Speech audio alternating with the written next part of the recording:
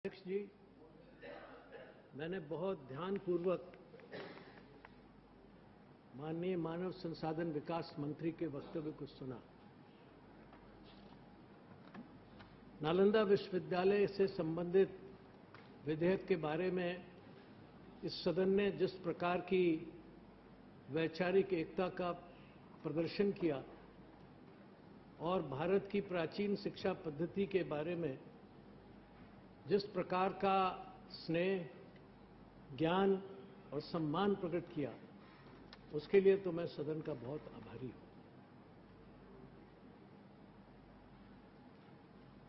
मंत्री जी ने एक बात ये कही कि जब कभी हम अपने अतीत की तरफ ध्यान देते हैं तो हम बड़ी एकता का परिचय देते हैं, और जब कभी हम भविष्य की तरफ देखते हैं, उसके बारे में कुछ विचार करते हैं, तो हम में विरोधाभास उत्पन्न हो जाता है। अतीत एक यथार्थ था, उसके विषय में ज्ञान सबको है। क्या था? अब नालंदा विश्वविद्यालय क्या था, उसमें क्या शिक्षा होती थी, कैसे होती थी, वो विश्व भर में लोगों को मालूम। इसलिए उसके बारे में कोई विमति होने का या असहमति होने का सवाल नहीं उठता। लेकिन भविष्य के बारे में तो अभी गर्भ में है, और ये भी कहना बड़ा मुश्किल है कि वो गर्भ किसी विकलांग को जन्म तो नहीं देगा। संभावना नहीं है। वो स्वस्थ भी हो सकता है और विकलांग भी हो सकता है। इसलिए उसके बारे में चिंताएं होना, आशंकाएं होना, ये बहुत स्वाभाविक है। प्रयत्न ये होना चाहिए और हम सबका होना चाहिए कि वो स्वस्थ निकले, एक हेल्दी, वाइब्रेंट, प्रोग्रेसिव विधेयक का जन्म हो। आप उस विधेयक की दाई बनकर खड़े हुए हैं, मिडवाइफ ऑफ दैट विधेयक। हमारी पूरी शुभकामना है कि वो विधेयक जब अपने अधिनियम का रूप ले तो एक स्वस्थ विधेयक के रूप में, अधिनियम के रूप में उन तमाम आशंकाओं को निर्मूल साबित करे जो इस सदन में हो सकती हैं, ये होंगी। मैं तो शायद मिडवाइफ हूं, लेकिन डिलीवरी आपको करनी है। तो हम कर देंगे, वो हम कर देंगे, लेकिन हम भारतीय पद्धति से करेंगे, नालंदा की पद्धति से करेंगे। और आप याद रखिए कि सिजेरियन भी नहीं करेंगे। वो तो एबॉर्शन की तैयारी में है। जी नहीं, वो तो इन्होंने इतना अस्वस्थ पे रखा है कि वो पता नहीं स्वतः ही अबॉर्ट हो सकता है। हमारे होते हुए ऐसी कोई चिंता की बात नहीं है। हम पूरी कोशिश करेंगे कि वो एक स्वस्थ, स्वाभाविक, प्राकृतिक डिलीवरी हो।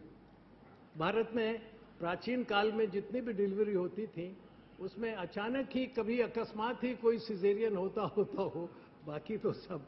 और हमारे यहां भ्रूण हत्या तो पाप माना गया है, इसलिए उसके होने का भी कोई सवाल नहीं है।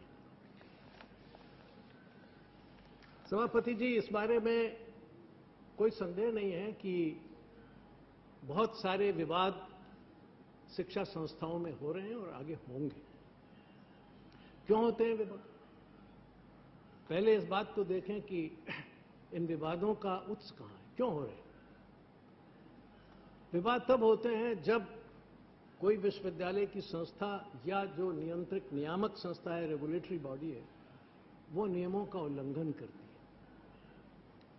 मैंने ये देखा है कि अगर किसी विश्वविद्यालय में एक ऐसा कुलपति नियुक्त हो जाए जो उस विश्वविद्यालय के बारे में जानता ही न हो, बैठे हमारे मित्र यहां शैलेंद्र जी, जो जानते हैं कि इलाहाबाद विश्वविद्यालय में क्या हो रहा है, आप बैठे हैं, क्योंकि अगर कुलपति का चयन ठीक हो और उसके कार्यकारी परिषद का, गवर्निंग बोर्ड का, गवर्निंग काउंसिल का चयन ठीक हो, राजनीति से परे हो और उसमें शैक्षिक व्यक्ति हो, एकेडमिक पर्सनल्स, तो विश्वविद्यालय सामान्य तौर पर ठीक चलेंगे। विश्वविद्यालयों में गड़बड़ियां नियुक्तियों को लेकर तब होती हैं जब वाइस चांसलर और कार्यकारी परिषद राजनीतिक उद्देश्यों से प्रेरित होती है। सबसे बुनियादी बात यह है, और हमने इस बात का ध्यान रखा था कि विश्वविद्यालयों के अंदर ऐसी नियुक्तियां न हो, कार्य परिषदों में ऐसी नियुक्तियां न हो। लेकिन अगर किसी राजनीतिक पार्टी के लोगों का बहुमत कार्यकारी परिषद में होगा तो नियुक्तियां राजनीति से प्रेरित हो। अगर आप जान रहे हैं इस बात, अगर छात्रों के साथ राजनीतिक दृष्टि से भेदभाव होगा तो अवश्य विवाद खड़े हो जाएंगे। तो ये सवाल है। बुनियादी बात यह है कि इन नियुक्तियों की तरफ ध्यान दें और इस बात पर ध्यान दिया जाए कि जो नियम परिनियम अधिनियम के अंतर्गत बने हैं, जो रेगुलेशंस हैं, वो सब अपने हिसाब से काम करें, विश्वविद्यालय उन्हीं के हिसाब से काम करें, विवाद कम हो जाएंगे। आप देखेंगे कि कुछ विश्वविद्यालय ऐसे हैं जहां विवाद बहुत कम है और कुछ विश्वविद्यालय ऐसे हैं कि जहां विवाद बहुत ज़्यादा है। अगर आप गहराई में जाएंगे, अब आपको भी कुछ समय हो गया है इस विभाग को संभालते हुए, आप स्वयं भी अध्यापक रहे हैं, जैसा आज आपने बताया। मैंने 40 साल अध्यापन किया। हाँ हाँ, आजकल मंत्री। हाँ नहीं, वो पता हिस्ट्री पढ़ाई उन्होंने भाई। यूनिवर्सिटी में, हिंदू कॉलेज में हिस्ट्री पढ़ा, हिस्ट्री इतिहास पढ़ा था, इसीलिए पढ़ाता था। तो इसलिए मैंने कहा कि कुछ न कुछ कुछ न कुछ ज्ञान अध्यापन के और उन समस्याओं के बारे में आपको है, ऐसा मैं समझता हूं है। अब सवाल यह है कि अगर ये नियुक्तियां ठीक हों, अभी जैसे एक कानून पास किया गया, आपके मंत्रालय की ओर से एक निर्देश गया कि रिसर्च के लिए प्रवेश का एक नया मानक आ गया। नया मानक आ गया पीएचडी की। वो लोग जो 2008 में जिन्होंने पीएचडी प्राप्त की थी, वो सब के सब पीएचडी के लोग नियुक्तियों के से लिए डिबार कर दिए गए। मैं अभी पिछले दिनों काशी हिंदू विश्वविद्यालय में था। मेरे पास छात्र आए कि साहब हमारा क्या कसूर, हमने 2008 में पीएचडी हासिल कर ली और अब 2009 के अंदर जब इंटरव्यू के लिए हमने अप्लाई किया, हमने आवेदन किया, तो बताया गया कि ये तो अब पीएचडी आपकी बेकार है, क्योंकि जो 2009 के इस नए परिनियम के अनुसार आएंगे वो ही अर्ह होंगे, वही क्वालिफाइड होंगे। ये कैसे हो सकता है? ये कैसे हो सकता है? जिसने 2008 में पंजीकरण कराया हो, रजिस्ट्रेशन कराया हो, उसको क्या पता था कि 2009 में क्या आने वाला है? जिसने 2008 में पीएचडी हासिल कर ली हो, विश्वविद्यालय ने उन सब लोगों को आवेदन खारिज कर दिया। कोर्ट में गए, कोर्ट ने उनको आदेश दिया कि नहीं, इनको आप बुलाएं।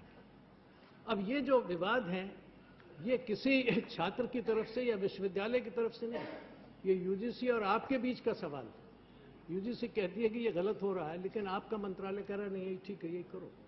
आपने रिसर्च में प्रवेश का एक नया रास्ता निकाल दिया।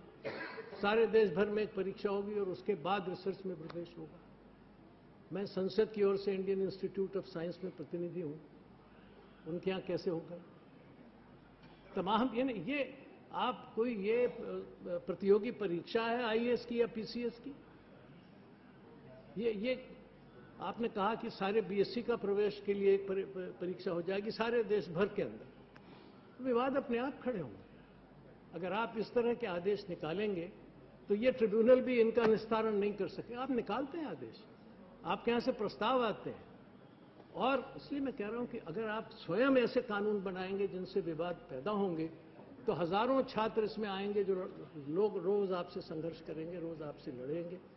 तो हाँ, ये होगा।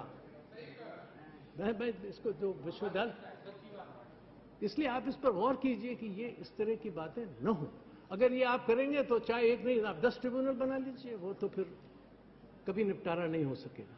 तो पहली बात तो यह है कि सही नियम परिनियम बने। दूसरा ये कि उसका पालन और संचालन ठीक हो, और तीसरी बात यह कि वो राजनीति से परे हो। अगर ये होगा तो विवाद बहुत कम होंगे, अन्यथा विवाद बढ़ेंगे। आपने जिस प्रकार का विधेयक रखा है वो गया था आपकी स्टैंडिंग कमेटी के पास, स्थायी समिति के पास गया था। उसने इसकी प्रत्येक धारा पर विचार किया और विचार करने के बाद उसने एक प्रतिवेदन दे दिया।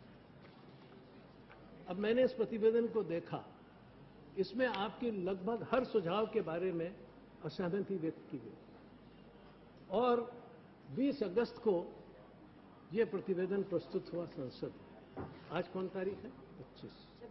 26। शायद इसमें 3 दिन तो छुट्टी थी, 21-22 छुट्टी थी। उसके अलावा भी 23-24 को त्योहार थे। जो दक्षिण भारतीय अधिकारी होंगे वो ओणम को नहीं आए होंगे, जो उत्तर भारतीय अधिकारी होंगे वो रक्षाबंधन को नहीं आए होंगे, बहुत सारे। इतनी जल्दी में आपने खटाखट उसको देख भी लिया, उसकी हरेक को कह दिया कि ये भी बेकार है, ये भी बेकार है, नहीं माना जा सकता, अस्वीकार है। इतनी जल्दी करना, हाँ, कैबिनेट में कैसे जाएगा? क्योंकि जब इन्होंने माना ही नहीं उसमें से जाने के बारे तो माना नहीं, तो कैबिनेट को क्या देर लगती है? बस खत्म। तो अब सवाल यह है कि वो सर्वसम्मति से है ये रिपोर्ट, और इसके अध्यक्ष श्री ऑस्कर फर्नांडिस। तो सवाल यह है कि इसके बारे में भी आपने गंभीरता से ध्यान नहीं दिया। और अब मैं आपको बताऊंगा कि इसमें जो बातें कही गई हैं, इसमें कुछ वजनदार बातें हैं जिस पर मैं चाहूंगा कि बहुत गहराई से आप ध्यान दें। अगर आपने कहा है कि कानून कोई भी बिल्कुल पूर्ण रूप से परफेक्ट नहीं है, पूरे तौर पर पूर्ण नहीं है, अपूर्ण हो सकता है, तो इसकी अपूर्णता को अगर आप स्वीकार करते हैं तो इसको पूर्ण करने के लिए, इसको ठीक करने के लिए, और आपने आश्वासन भी दिया है, मैं समझता हूं कि आप इसको ध्यान में लाएंगे और शीघ्रातिशीघ्र उसको ठीक करेंगे। ये जरूरी है क्योंकि इसमें बहुत सारे ऐसे प्रावधान हैं जो शिक्षाविदों की दृष्टि में आगे चलकर कठिनाई पैदा करेंगे। अब सबसे पहले अगर आप चाहें तो मैं इसके आधार पर, वरना बिल के आधार पर भी आपको कुछ बातें कह सकता हूं। पहली बात तो यह है कि जब ये विधेयक सामने लाया गया, इस समिति का यह कहना है कि इसका प्रसारण ठीक नहीं हुआ। हमको बताया गया कि नहीं साहब, प्रसारण ठीक हुआ था, मीटिंग हुई थी, कैब की मीटिंग हुई थी। कमेटी इस बात से संतुष्ट नहीं है। कमेटी कहती है कि बहुत कम लोगों ने इसका समर्थन किया। मंत्रालय का विचार है कि बहुत लोगों ने समर्थन किया। अब कमेटी में अगर ये बात आती है तो वहां अवश्य ही मंत्रालय के प्रतिनिधि गए होंगे, उन्होंने किया होगा। अब वो भी यशपाल रिपोर्ट भी ऐसे ही जी। बहुत अब विश्वविद्यालयों की राय, 500 से अधिक विश्वविद्यालय हैं, मुझे पता नहीं कितने विश्वविद्यालयों की राय आई, क्योंकि बड़े स्टेक होल्डर्स हैं वो इसके अंदर। कितने छात्र यूनियंस की राय आई, कितने अध्यापक यूनियंस की राय आई, कितने कर्मचारी यूनियंस की राय आई, कब आई, कितनी जल्दी आई, ये सवाल हैं जो इस प्रतिवेदन पर जो संसद में पेश हुआ उसको देखने से पता चलता है। अगर मंत्री महोदय उससे संतुष्ट हैं, मंत्रालय संतुष्ट है, मंत्रिपरिषद संतुष्ट है, तो मुझे फिर कुछ नहीं कहना, क्योंकि आपका संतोष ही सर्वोपरि है। मगर ये प्रतिवेदन जो है ये अपना संतोष हर जगह व्यक्त करता है। फिर आप देखें, आपने इसमें एक बात बड़ी मजेदार कही है, और वो ये कही है कि इसमें छात्रों का भी आप ध्यान रखेंगे, उनके भी विवाद सामने रहेंगे। अब छात्रों के विवाद लाने के लिए इसमें कोई व्यवस्था दिखाई नहीं दे रही है। छात्रों के विवाद क्या होते हैं? प्रवेश से संबंधित होते हैं, फीस से संबंधित होते हैं, कोर्सेज से संबंधित होते हैं, डिग्री से संबंधित होते हैं, छात्र संघ के चुनावों से संबंधित होते हैं। जो डिसिप्लिनरी कमेटीज हैं वो तो वहां तय हो जाता है, उसमें तो कोई खास ज्यादा बात आती नहीं, उसकी प्रावधान में। लेकिन ये सवाल आते हैं जो कानूनों से संबंधित होते हैं। और फिर एक नई बात आ गई है, आपने कहा कि पीपीपी मॉडल आ गया है। इस पीपीपी मॉडल की जो प्रबंध के कायदे कानून हैं, उसमें आपने कहा कि बहुत सी मेल प्रैक्टिसेस होती हैं, उनका जानकार इस सारी व्यवस्था के